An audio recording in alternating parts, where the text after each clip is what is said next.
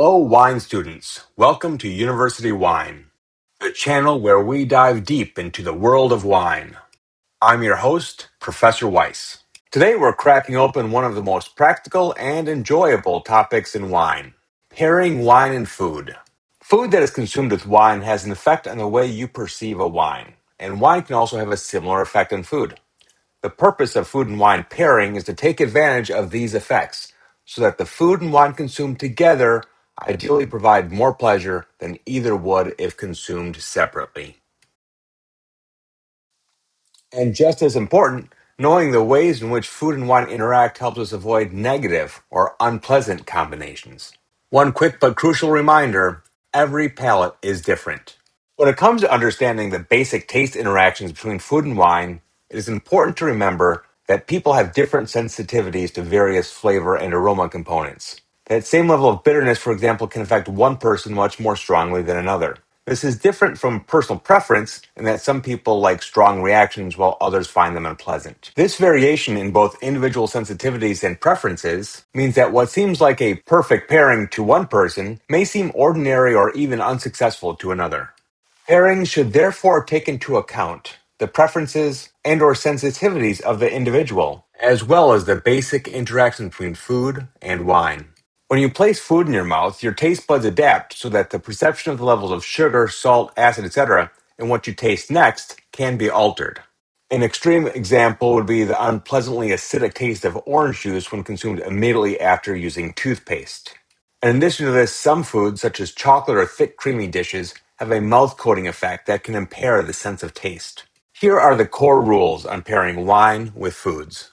First, there are two components in food that tend to make wines taste harder, which is more drying and bitter, more acidic, less sweet, and less fruity. These are sweetness and umami. Second, there are also two components whose presence in food tends to make wines taste softer, or less drying and bitter, less acidic, sweeter, and more fruity. These are salt and acid. Generally, food has more impact on the way a wine tastes than the other way around. And this impact is more likely to be negative than positive. Let's unpack each one. First, sweetness in food. Sweetness in a dish can make a dry wine seem less fruity and taste unpleasantly acidic. With dishes containing sugar, a good general rule is to select a wine that has a higher level of sweetness than the dish. Think late harvest Riesling with a fruit tart. Umami in food. Umami is a taste that is distinct from the other primary tastes. It can be difficult to isolate because umami tends to be present with other tastes, such as salt, that balance the negative effects of umami. Examples of food with umami tastes are cooked or dried mushrooms, air-dried meats, aged cheeses, and miso. These are the sneaky ones that can strip fruit right out of your glass if you're not careful. Acidity in food. Acidity in food is generally a good thing for food and wine pairing because it can balance a wine with very high acidity and enhance its fruitiness. However, if the level of acid in the wine is low, high levels of acid foods can make it seem less fruity. That's why an acidic Sauvignon Blanc loves a citrus-dressed salad, but a soft, low-acid Chardonnay might feel flat next to that same dish. Salt in food. Salt is used in cooking, and there's a good reason for this because it enhances the flavor in the food. Think how tasteless food seems without salt. Even foods with little flavor, like a boiled potato or rice, have less flavor when they are unsalted. Salt can have the same effect in wine and is a wine-friendly component of food that can make the wine seem fruitier and soften the tannin in red wines.